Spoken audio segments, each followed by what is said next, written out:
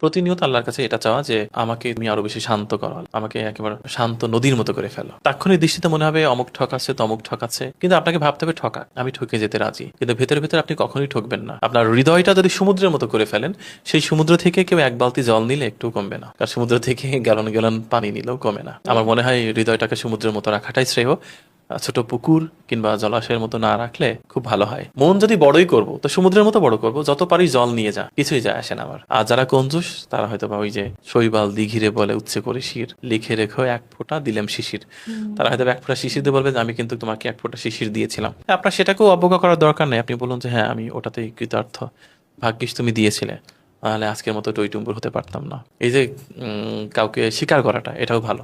কেউ যদি বলে তোমাকে আমি 1টা টাকা দিয়েছিলাম আর আজকের প্রোগ্রেসের জন্য ওই 1 টাকাই দায়ী, আপনি বলবেন ডেফিনেটলি, কারণ সেই 1 টাকা না হলে আমার ফিগারটা হতো না ওরকম। কারণ দেখেন 1 কোটি থেকে 1 টাকা সরিয়ে ফেললে কিন্তু 1 কোটি ফিগারটা হয় না, কোথাও নষ্ট হয়।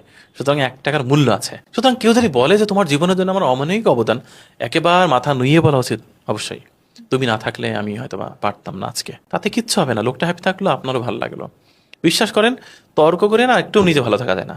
আর সবচেয়ে বড় কথা কি, কারোর কৃতজ্ঞতা জ্ঞাপন করার মধ্যে, কারোর কাছে তার অবদান স্বীকার করার মধ্যে যে প্রশান্তি, এই প্রশান্তি যে একবার পায়, সেই ভিক্ষুকের কাছেও গিয়ে বলে তুমি আমাকে দোয়া করেছিলে বলেই আজকে আমি গাড়ি চড়ে বেড়াচ্ছি। ভিক্ষুকও ভালো থাকলো, আপনিও ভালো থাকলেন।